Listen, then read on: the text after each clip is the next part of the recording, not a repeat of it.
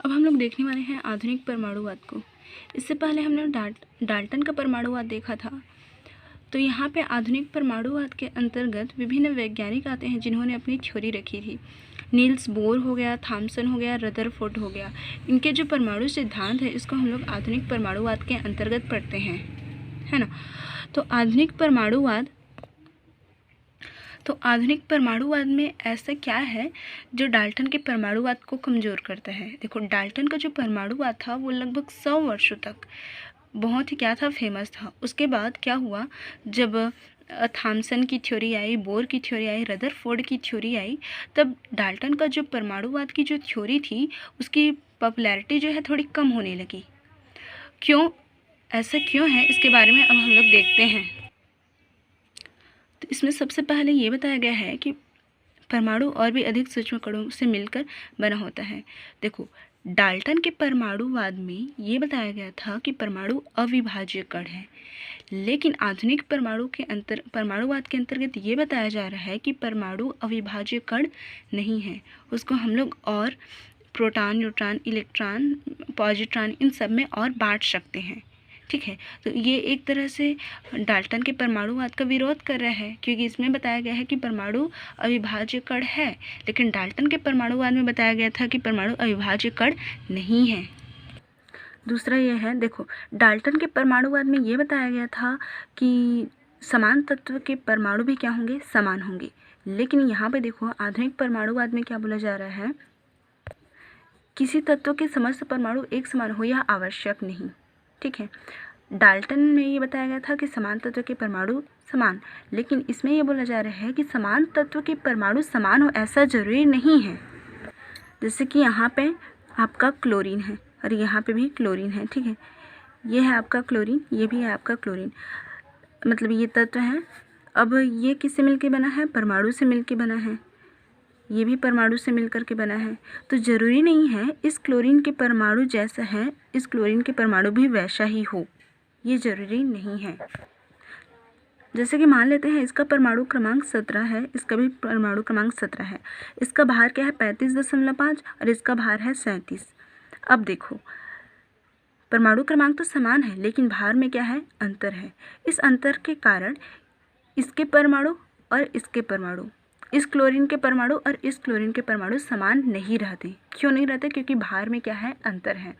ऐसे तत्वों को जिनके परमाणु क्रमांक समान हो लेकिन उनका भार क्या हो, असमान हो, अलग अलग हो, उसे क्या कहते हैं, समस्थानिक कहते हैं।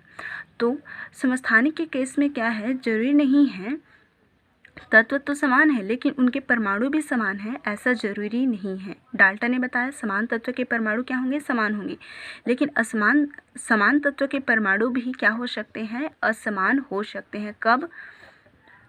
कब होंगे, जब वे क्या होंगे, समस्थानिक होंगे। अब जरूरी नहीं है कि सभी में ऐसा हो, जैसे कि क्लोरीन में ऐसा हो रहा है कि परमाणु दोनों के समान नहीं है। अब जरूरी नहीं है कि लिथियम हम लोग यहाँ पे ले रहे हैं, यहाँ पे लिथियम ले रहे हैं, तो इसके परमाणु और इस लिथियम दोनों के परमाणु क्या हो, असमान हो। समस्थानिक सभी तत्वों में नहीं पाया जाता है, कुछ ही तत्वों में वो पाया जाता है।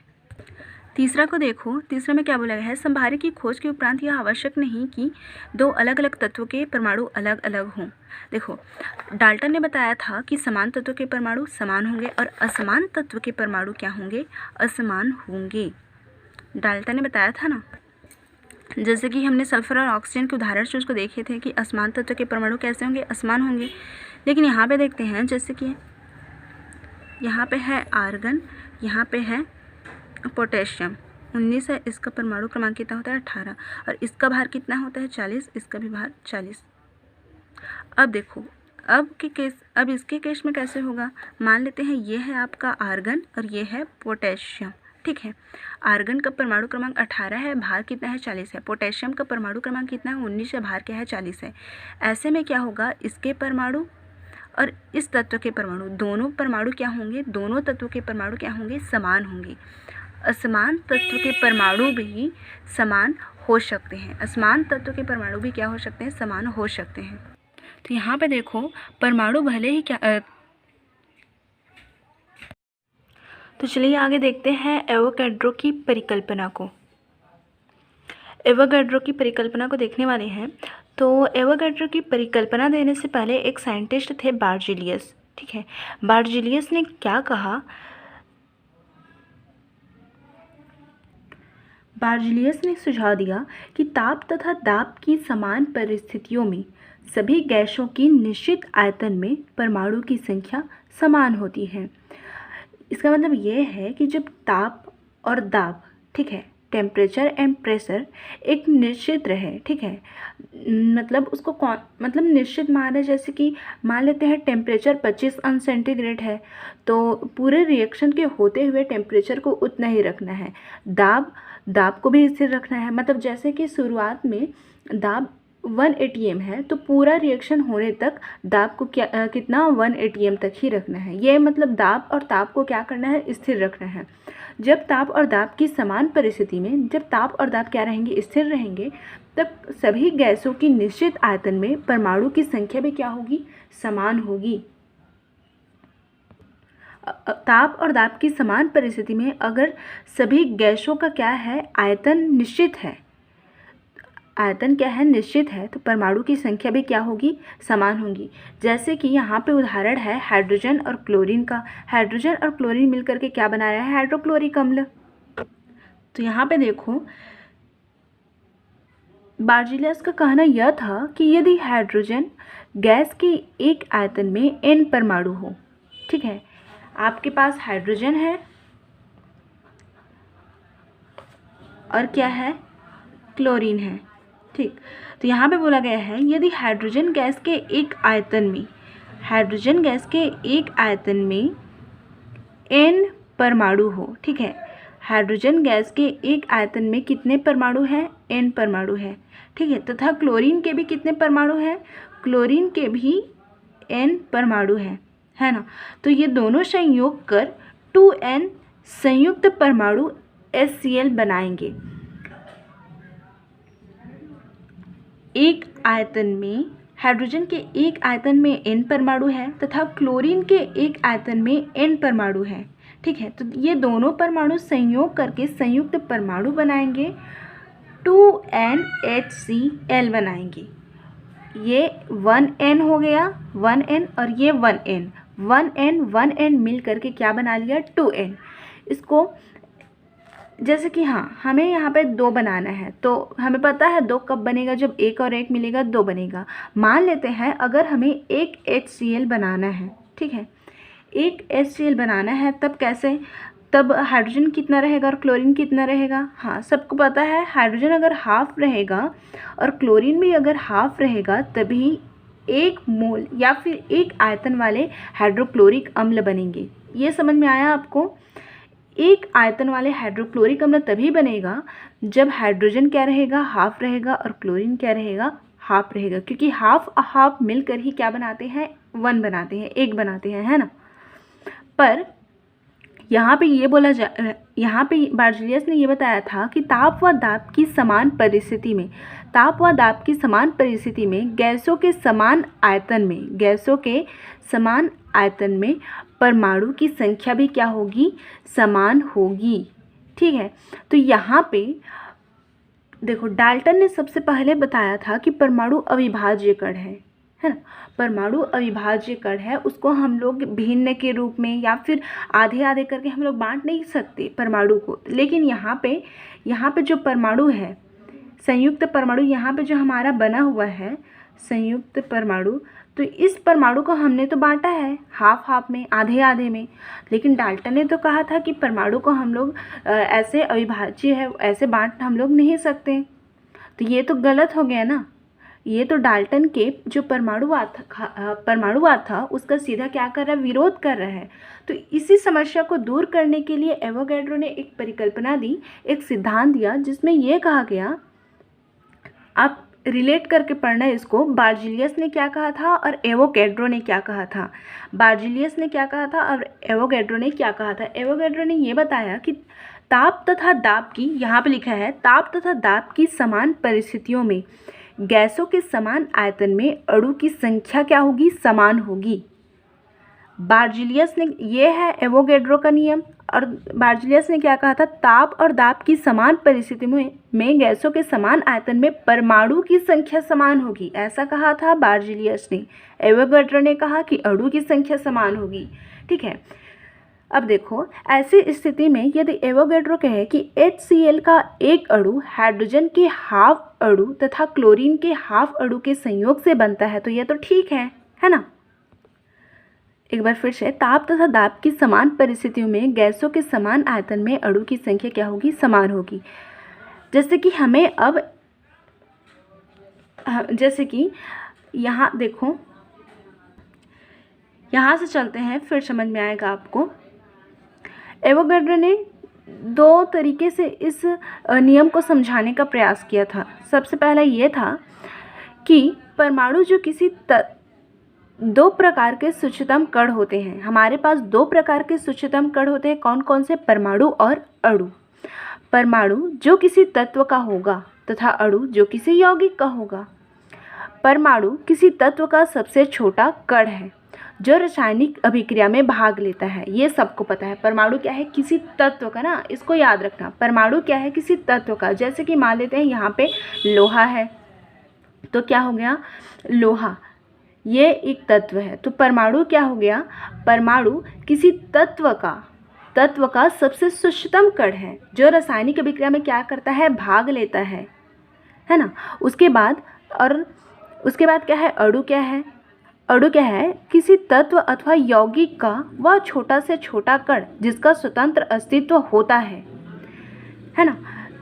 अणु क्या है, किसी तत्व अथवा यौगिक का वह छोटा से छोटा कण जिसका स्वतंत्र अस्तित्व होता है। स्वतंत्र अस्तित्व का मतलब क्या है, स्वतंत्र अस्तित्व अणु का होता है। परमाणु कभी हो सकता है, पर ये जरूरी नहीं है कि परमाणु का हमेशा स्वतंत्र अस्तित्व हो। सभी परमाणु का स्वतंत्र अस्तित्व नहीं होता है, लेकिन अणु का क्या होता है, स्वतंत्र अस्तित्व होता है, मतलब वो अपने फ्री स्टेट में रह सकते हैं। जैसे कि हाइड्रोजन एक परमाणु है जो कभी हमें हाइड्रोजन की फॉर्म में नहीं मिलेगा, ये स्वतंत्र नहीं रहता है। जबकि H2 क्या है, एक अणु है, ये फ्री स्टेट में रह सकता है, स्वतंत्र अवस्था में रह सकता है। तो इसी को बोला जा रहा है परमाणु क्या होते हैं, स्वतंत्र हो भी सकते हैं, नहीं भी हो सकते, लेकिन अणु क्या होते हैं, स्वतंत्र अवस्था में हमें मिलते हैं। तो इस तरह से एवोगैड्रो ने परमाणु के बारे में बताया और अणु के बारे में बताया। परमाणु के बारे में ये बताया कि परमाणु जो होता है किसी तत्व का सबसे सूक्ष्मतम कण होता है, और अणु जो होता है तत्व अथवा यौगिक का सबसे सूक्ष्मतम कण होता है जो जिसका स्वतंत्र अस्तित्व होता है। ठीक है, उसके बाद हम यहाँ पे ये देखेंगे कि एवोगैड्रो ने ये भी बताया था कि संयुक्त परमाणु नामक कोई चीज़ नहीं होती। परमाणु एवोगैड्रो ने यह बताया था कि परमाणु जुड़ करके, संयोग करके कभी भी संयुक्त परमाणु नहीं बनाते हैं, बल्कि क्या बनाते हैं, अणु बनाते हैं। इसको और किसने, आधुनिक परमाणुवाद में इसको हमने देखा था, है ना, कि परमाणु मिल करके क्या बनाएंगे, अणु बनाएंगे। तो अब देखो यहाँ पे एवोगैड्रो ने कहा ताप तथा दाब की समान परिस्थिति में गैस के समान आयतन में अणुओं की संख्या समान होगी। हम लोग अगर कहें एक आयतन वाला HCl बनाना है, ठीक है, एक आयतन वाला क्या बनाना है, HCl बनाना है, एक आयतन वाला HCl बनाना है, तब हम लोग ये नहीं कहेंगे कि एक आयतन वाला जो HCl है, यह HCl है हाफ हाइड्रोजन से मिलकर बना है और हाफ क्लोरीन, मतलब ये नहीं कहेंगे कि यह जो HCl है हाफ हाइड्रोजन के परमाणु और हाफ क्लोरीन के परमाणु से मिलकर के बना है, क्योंकि परमाणु को हम लोग विभाजित नहीं कर सकते, लेकिन अणु को हम लोग विभाजित कर सकते हैं। तो हम लोग ये कहेंगे यहाँ पे जो हाइड्रोक्लोरिक अम्ल है वो किससे मिलकर के, एक आयतन वाला जो हाइड्रोक्लोरिक अम्ल है वो हाफ अणु किसके, हाइड्रोजन के, हाफ अणु हाइड्रोजन के और हाफ अणु किसके, क्लोरीन के मिलने से बना है। हाफ अणु हाइड्रोजन के और हाफ अणु क्लोरीन के मिलने से बना है एक आयतन वाला HCl। ठीक है, तो यहाँ पे ये तो हो गया। अब आगे देखते हैं परमाणु भार या फिर अणु को। अब आगे देखते हैं कि परमाणु और अणु क्या होता है। ये पता है सबको परमाणु क्या होता है, तो सीधा मैं चलो ठीक है, यहीं से स्टार्ट करते हैं। डाल्टन के परमाणु सिद्धांत के अनुसार प्रत्येक तत्व जो होता है, अभी मैंने बताया प्रत्येक तत्व परमाणुओं से बना होता है। तत्व का सबसे सूक्ष्मतम पार्ट क्या होता है? परमाणु होता है, जिसका स्वतंत्र अस्तित्व हो भी सकता है और नहीं भी हो सकता है। परमाणु की कल्पना को समझने के लिए मान लीजिए हम किसी तत्व जैसे सिल्वर के किसी टुकड़े को लगातार छोटे छोटे टुकड़ों में तोड़ते जाते हैं। अंत में एक ऐसी स्थिति आएगी जब सिल्वर के किसी छोटे टुकड़े का और ऐसा विभाजन संभव नहीं होगा जब उस टुकड़े को सिल्वर कहा जा सके। हाँ, तो यहाँ पे ये बोला जा रहा है कि आपके पास क्या है? सिल्वर है, चांदी है, ठीक है, Ag। तो Ag यहाँ पे Ag है, इसको ना छोटे छोटे टुकड़ों में हम लोग तोड़ दिए हैं, ठीक है। तो एक टुकड़ा यहाँ से मैं उठा करके यहाँ पे ले आई और इसको फिर से हम लोग छोटे छोटे टुकड़ों में तोड़ रहे हैं। तो यहाँ पे क्या स्थिति आएगी? जब इस एक टुकड़े का और विभाजन संभव नहीं होगा, उसे हम लोग क्या कहेंगे? उसे हम लोग सिल्वर का परमाणु कहेंगे, ठीक है। उसे हम लोग क्या कहेंगे? सिल्वर का परमाणु कहेंगे। ऐसा सभी के केस में होगा, है ना। तो किसी तत्व के ऐसे सूक्ष्म कण को परमाणु कहते हैं। कुछ ऐसे मतलब जिसको और हम लोग बांट नहीं सकते, ऐसा हम लोग का मानना नहीं है, ऐसा डाल्टन ने बताया था, है ना। तो कुछ ऐसे तत्व जैसे हाइड्रोजन, ऑक्सीजन, नाइट्रोजन, क्लोरीन आदि के परमाणु का स्वतंत्र अस्तित्व नहीं रहता है, परंतु हीलियम, नियान, आर्गन जैसे तत्वों के परमाणु का स्वतंत्र अस्तित्व रहता है ना। हीलियम क्या है आपको? हीलियम क्या है? हीलियम के फॉर्म में मिलेगा आपको, हीलियम ऐसा मिलेगा, नियान ऐसा मिलेगा। लेकिन हाइड्रोजन जो है आपको हाइड्रोजन H2 के रूप में मिलेगा, हाँ ऐसा बोला जा रहा है। फ्लोरीन F2 के रूप में मिलेगा। क्यों? क्योंकि हीलियम, नियान, आर्गन, क्रिप्टॉन ये सभी अक्रिय गैस है। अक्रिय गैस है इसका मतलब इसमें अष्टक जो है या फिर अपना 72 कक्ष ये पूरा रहता है ना। हीलियम का हो गया, हीलियम का परमाणु क्रमांक 2, नियान का होता है 10। तो इनका 72 कक्ष क्या होता है? पूरा रहता है। इनका अष्टक या फिर द्विक पूरा होता है, तो इस कारण इन्हें किसी दूसरे तत्व के साथ जुड़ने की आवश्यकता नहीं होती। अगर इसके अकॉर्डिंग हम लोग दूसरे हाइड्रोजन को देखें तो हाइड्रोजन का परमाणु क्रमांक 1 होता है, इसका द्विक ना ही पूरा है ना ही अष्टक पूरा है, तो इसको क्या करना पड़ता है? दूसरे हाइड्रोजन या फिर दूसरे तत्व के साथ जुड़ना पड़ता है। तो इसी को बोला जा रहा है कि हीलियम, नियान, आर्गन, क्रिप्टॉन ये स्वतंत्र अस्तित्व वाले होते हैं, स्वतंत्र अवस्था में मिलते हैं। पर ये जो हो गए हाइड्रोजन हो गया, फ्लोरीन हो गया, ये सभी हमें स्वतंत्र अवस्था में नहीं मिलते हैं। किस रूप में मिलते हैं? ये हमें अणु के रूप में, H2 के रूप में मिलेंगे ये हमें, है ना। इसको बोला जा रहा है। तो अब परमाणु की परिभाषा देखते हैं। परमाणु किसी तत्व का वह छोटा से छोटा कण है जो रासायनिक अभिक्रिया में भाग लेता है। वह अविनाशी होता है, मतलब कभी समाप्त नहीं होता है। इससे पहले हमने देखा था कि परमाणु जो होता है, परमाणु का जो द्रव्यमान होता है वो ऊर्जा के रूप में चेंज होता है। E बराबर mc² में देखा था ना हमने, E बराबर mc², जिसको किसने दिया था? आइंस्टीन ने। परमाणु का जो द्रव्यमान है वो ऊर्जा में चेंज हो जाता है ना। लेकिन ये भी बोला जाता है कि वो बहुत ही सूक्ष्म मात्रा में चेंज होता है। द्रव्यमान जो है बहुत ही सूक्ष्म मात्रा में एनर्जी में कन्वर्ट होता है, जिसको हम लोग नगण्य भी मान लेते हैं। तो आइंस्टीन का जो समीकरण है वो बहुत ही पॉपुलर हुआ था, E बराबर mc², और ये भी बताया गया था कि जो द्रव्यमान होता है वो ऊर्जा में चेंज हो जाता है ना। तो परमाणु क्या है? किसी तत्व का वह छोटा से छोटा कण जो रासायनिक अभिक्रिया में क्या करता है? भाग लेता है, वो क्या कहलाएगा? हमारा परमाणु। अब देखते हैं अणु क्या है। अच्छा देखो यहाँ पे आ गया। पहले यह समझा जाता था कि परमाणु का और विभाजन संभव नहीं है ना। ये किसका मानना था? जो डाल्टन थे ना, डाल्टन हो गया, ये बोल रहे थे कि परमाणु का विभाजन संभव नहीं। लेकिन उसके बाद आधुनिक मॉडर्न थ्योरी, आधुनिक परमाणुवाद में देखा नील्स बोर ने, थॉमसन ने, इन्होंने क्या कहा कि परमाणु अविभाज्य नहीं विभाज्य होता है। वो भी किसमें? इलेक्ट्रॉन, प्रोटॉन, न्यूट्रॉन, इन सब में परमाणु क्या होता है? विभाजित होता है, यहाँ पे लिखा है। उसके बाद देखते हैं अणु को। अणु किसी पदार्थ का वह सूक्ष्मतम कण है जिसका स्वतंत्र अस्तित्व होता है, वह जिसमें पदार्थ के सभी गुण निहित होते हैं, ठीक है। अणु किसी पदार्थ, तत्व या फिर यौगिक का वह सूक्ष्मतम कण है जिसका स्वतंत्र अस्तित्व होता है, मतलब फ्रीली वो घूम सकता है। वो H2 H2 के रूप में मिलेगा, F2 के रूप में मिलेगा। ये है आपके अणु, है ना। तो अणु क्या होता है, किसी यौगिक का सूक्ष्मतम कण होता है जिसका स्वतंत्र अस्तित्व होता है, जिसमें उस पदार्थ के सभी गुण होंगे। ठीक है, तो अणु को दो भाग में बांटा गया है, सम परमाणु वाले अणु और विषम परमाणु वाले अणु। सम परमाणु वाले अणु कौन होंगे, जो समान परमाणुओं से मिलकर के बने होंगे। जैसे कि मैं यहाँ पे बोलूँ तो ऑक्सीजन से मिलकर के क्या बना रहा है, O2। यहाँ पे दोनों परमाणु क्या है, समान है, तो ये सम परमाणु वाले अणु हो गए। यहाँ पे बात करें N2 की, तो ये भी किससे मिलकर के बना है, नाइट्रोजन प्लस नाइट्रोजन से मिलकर के बना है N2, तो ये भी हो गया समान परमाणु। अगर इसके अपेक्षा हम लोग बात करें HCl की, तो ये क्या हो जाएगा, विषम परमाणु वाले अणु हो जाएगा। विषम परमाणु वाले अणु क्यों, क्योंकि HCl जो है हाइड्रोजन और क्लोरीन से मिलकर के बना है। हाइड्रोजन के परमाणु और क्लोरीन के परमाणु से मिलकर के बना है, जो दोनों क्या है, दोनों अलग अलग है, तो ये विषम परमाणु वाले अणु हो जाएंगे। ठीक है, PCl क्या हो जाएगा, PCl5, ये भी विषम परमाणु वाले अणु हो जाएंगे, क्योंकि ये फास्फोरस और किससे मिलकर के बना है, क्लोरीन से। ठीक है, तो यहीं पे बोला जा रहा है सम परमाणु वाले अणु, इनके अणु एक ही प्रकार के परमाणुओं से बने होते हैं, जैसे कि O2 हो गया, N2 हो गया, P4 हो गया, H2 हो गया। विषम परमाणु वाले अणु क्या होते हैं, ये अणु विभिन्न तत्वों के परमाणु से बने होते हैं, या फिर विभिन्न परमाणुओं से मिलकर के बने होते हैं। HCl हो गया, CH4 हो गया, आदि आदि। ठीक है, अब देखते हैं एटॉमिक मास क्या होता है।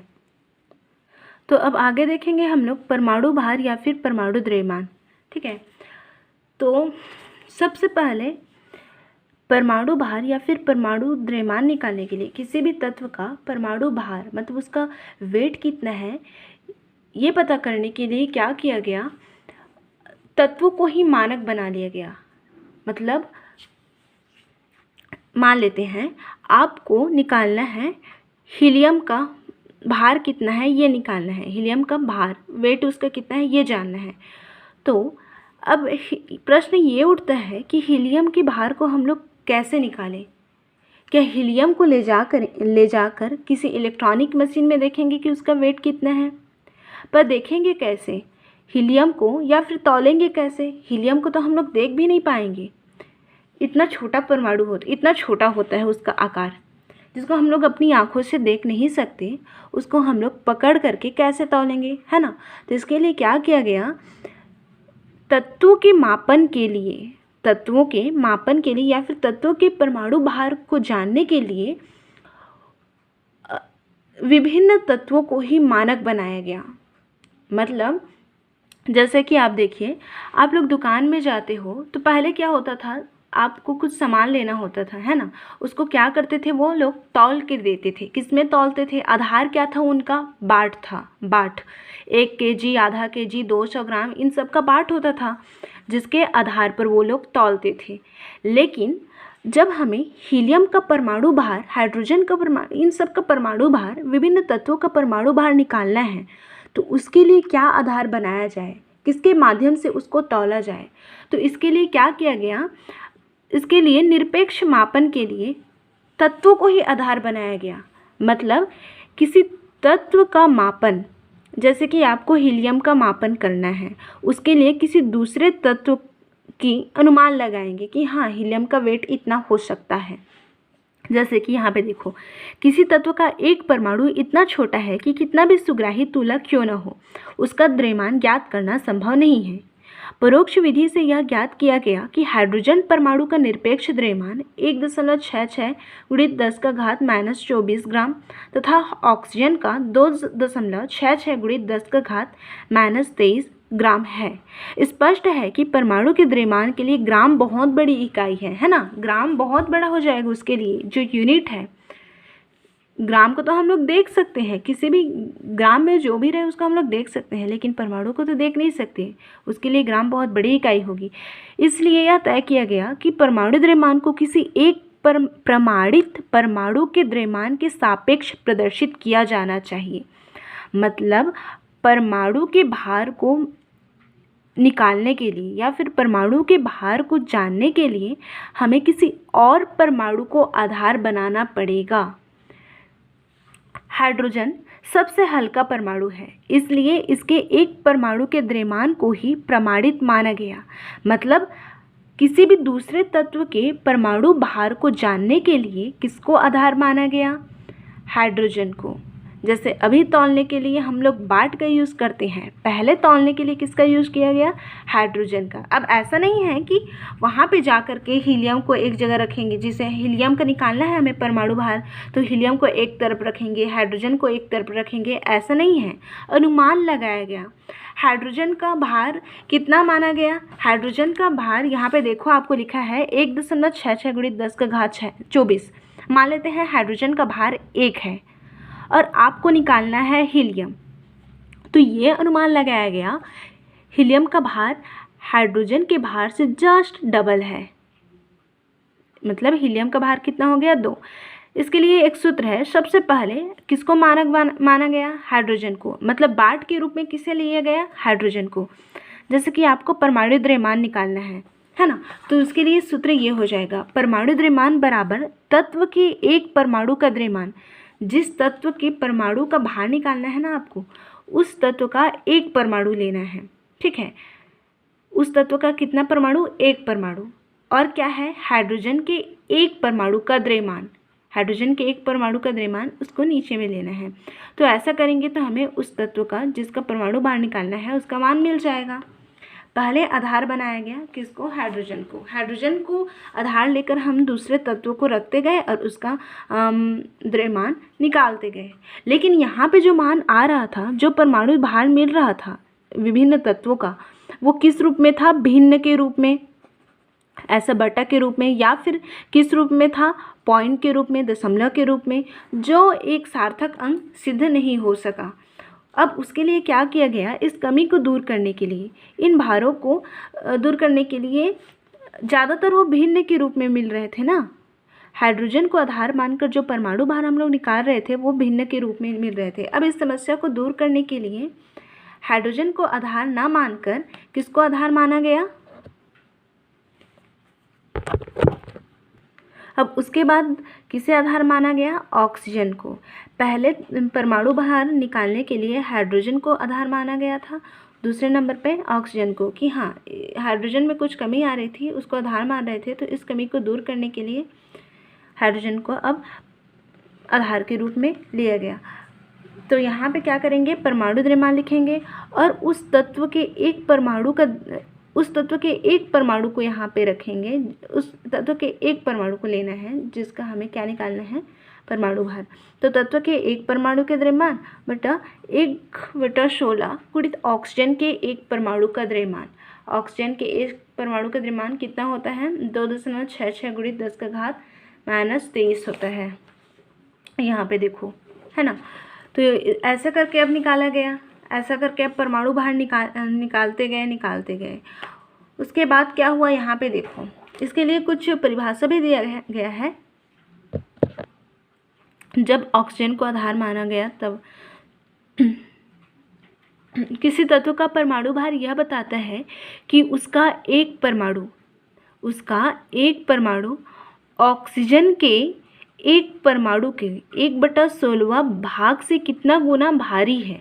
ठीक है, जिस तत्व का आपको परमाणु भार निकालना है उस तत्व का एक परमाणु को लेना है और नीचे में ये करना है। अब परिभाषा को फिर से देखते हैं। किसी तत्व का परमाणु भार यह बताता है कि उसका एक परमाणु ऑक्सीजन के एक परमाणु के 1/16 भाग से कितना गुना भारी है। ठीक है, उसके बाद क्या हुआ? ऑक्सीजन को आधार मानकर तो परमाणु भार निकाल रहे थे, लेकिन कुछ समय बाद समस्थानिक का पता चल गया। ऑक्सीजन के समस्थानिक का पता चल गया, जिसमें परमाणु क्रमांक तो समान थे लेकिन परमाणु भार क्या था? अलग अलग था।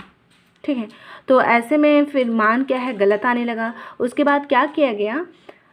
उसके बाद अंतर्राष्ट्रीय रसायनज्ञ ने बोला कि किसी भी तत्व के परमाणु भार को निकालने के लिए आप किसको आधार मानिए? कार्बन को। ठीक है, कार्बन को अब आधार मान करके परमाणु भार निकाला जाने लगा।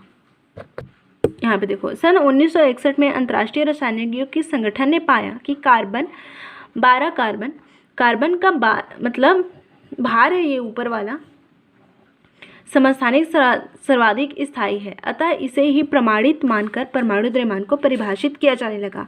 पर उसके बाद यहाँ पे देखिए परमाणु द्रव्यमान बराबर क्या हो गया, तत्व के एक परमाणु का द्रव्यमान बटा 1/12 गुणित 12 कार्बन परमाणु का द्रव्यमान, ये सूत्र आ गया। ठीक है, क्योंकि इसको हम लोग कार्बन 12 जो है उसको आधार मानकर परमाणु भार अब निकालने लगे। ठीक है, इसलिए 12 कार्बन परमाणु के 1/12 12वां भाग को परमाणु द्रव्यमान एकक मान लिया गया। यदि हीलियम का एक परमाणु कार्बन 12 कार्बन की 1/12वां भाग से 4 गुना भारी है तो हीलियम का परमाणु द्रव्यमान क्या हो जाएगा, 4 AMU एटॉमिक मास यूनिट हो जाएगा। तो आगे देखते हैं, कोई तत्व है उसका परमाणु भार कार्बन 12 के परमाणु से जस्ट दुगना है, मतलब कार्बन 12 के परमाणु भार से जस्ट दुगना है, तब क्या करेंगे। किसी तत्व का परमाणु भार जो है कार्बन 12 के परमाणु भार से दुगना है, तब उसको 2 से मल्टीप्लाई करेंगे और यहाँ पे क्या आ जाएगा, 24 आ जाएगा। 24 AMU एटॉमिक मास यूनिट, ये है आपका परमाणु भार। क्यों, ये क्या है आपका परमाणु भार है ना। उसी तरह से अगर दूसरा देखें, कोई दूसरा तत्व है जिसका परमाणु भार कार्बन के परमाणु भार से कितना है, 1/3 है, यहाँ पे दिया है आप लोग। यदि एक तत्व का परमाणु का द्रव्यमान कार्बन 12 परमाणु की 1/3 है तो इसका मतलब क्या है, इसका मतलब है कार्बन 12 से 1/3 है तो इसका 1/3 गुणित 12 करेंगे तो क्या हो जाएगा, 3 चौक 12। यहाँ पे देखो, कोई तत्व है जिसका परमाणु भार कार्बन 12 से क्या है, 1/3 है, तब क्या हो जाएगा, 3 चौक 12, 4 AMU उसका जो एटॉमिक मास यूनिट है, उसका जो भार है उस तत्व का कितना है, 4 AMU या फिर 4 AMU। ठीक है।